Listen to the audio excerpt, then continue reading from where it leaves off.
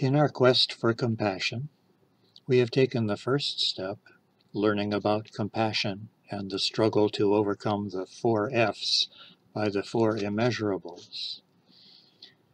The second step, examining our own world, inspired by the hero quest, and realizing that the quest for compassion must be a compelling, conscious effort. And the third step, learning to have compassion on ourselves, including our shadow side, our misguided desires and anxieties, with no fear, no guilt, no pity. Now we are ready to take the fourth step, learning empathy. Empathy is the ability to appreciate another person's suffering. That involves an important mental and spiritual process that psychologists call decentering, in which the focus of one's conscious concern shifts from the self, the ego, to another or others.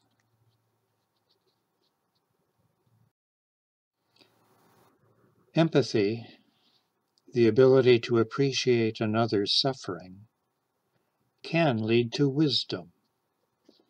Take the case of Siddhartha Gautama, otherwise known as the Buddha. Carefully insulated from suffering in his youth, nonetheless, Siddhartha encountered a poor man, a sick man, and finally, a dead person. Pondering these experiences led him to a profound but simple insight known as the Four Noble Truths. Life is suffering. Suffering is caused by selfish desire.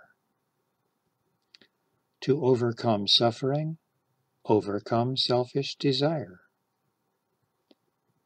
There is a path to overcome desire, and in compassion, the Buddha spent his life teaching that path.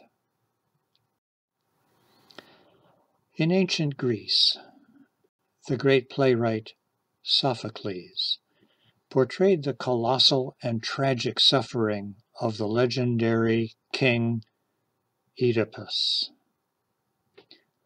who, blind to his folly by selfish pride, finally able to see himself as he really was only when he had violently blinded himself.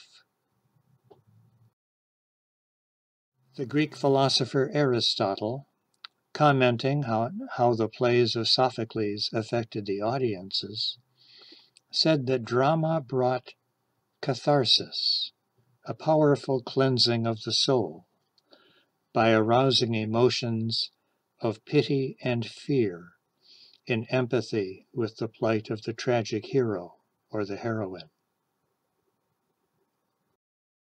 The Buddha, Sophocles, and Aristotle, by the way, are all important figures in the axial age.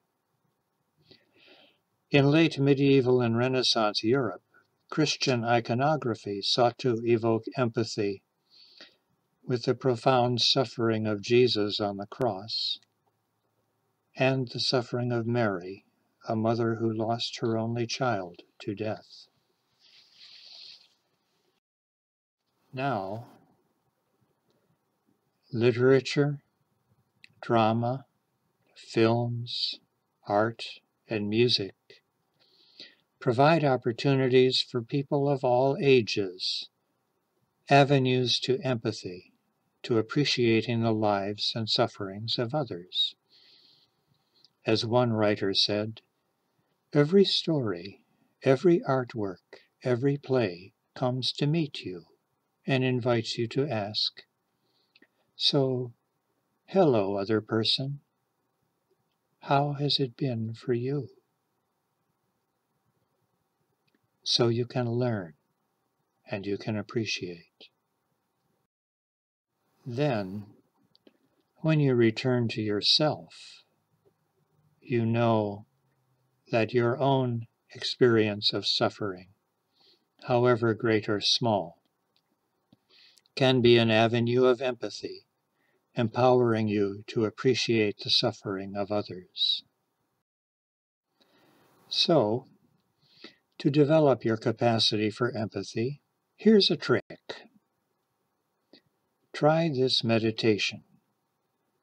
Think of 3 people of your acquaintance.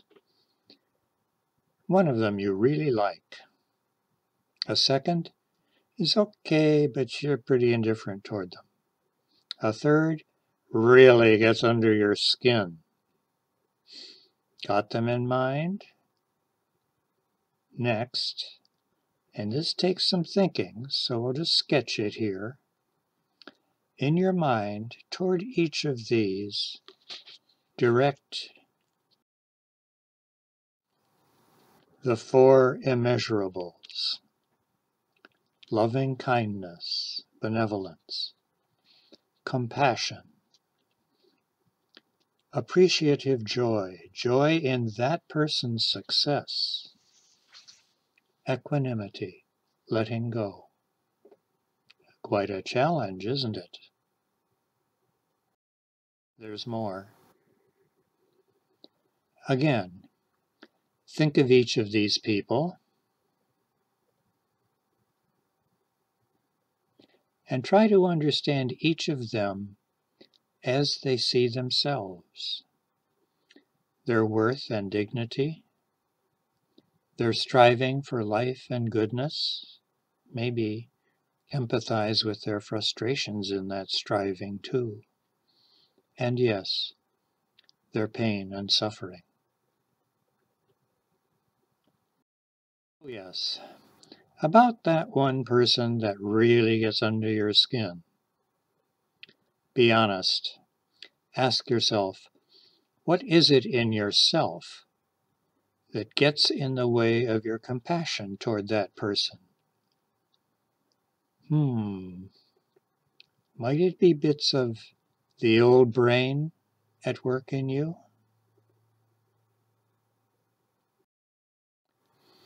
Now, once you have made that effort, your quest for empathy may lead you to the next step toward compassion, which is mindfulness.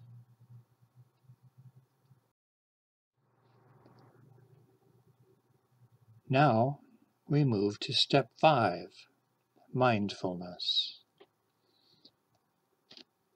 Mindfulness is a type of meditation in which you take a step back from yourself and become a kind of detached observer of your own actions, thoughts, and feelings. So as you live through your day, pause momentarily to ask yourself, what am I doing? What am I feeling? This is not a time for judgment, either approval or regret. Simply describe yourself to yourself. And then a further step. Why am I acting this way? Why am I feeling this way? Be honest with yourself. Remember how in step 2 you learned to have compassion on yourself, to accept yourself, shadow and all. How are the 4 F's at work in me? Again, don't judge, just observe. Have no fear, have no guilt.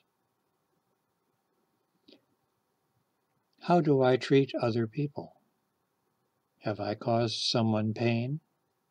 How does that make me feel? If I have done something kind, how does that make me feel? In your mindfulness, be fully present to yourself. Be fully present in your world. Do not let anxiety about tomorrow invade the present. Do not let worry or regret about yesterday invade the present. Savor each moment. Each moment is its own and precious. Let go of entanglements. Gotta do this, should have done that. Let go. Learn to be free. Free in each moment, to be present to each moment. To taste the joy in each moment and the promise. Now, through mindfulness, and yes, this sense of presence to yourself, this freedom comes only over time, practicing mindfulness. So once again, be patient with yourself. Have compassion on yourself. Through mindfulness, you become ready and able to respond freely, to act freely in compassion toward others. You are ready for the next step toward compassion.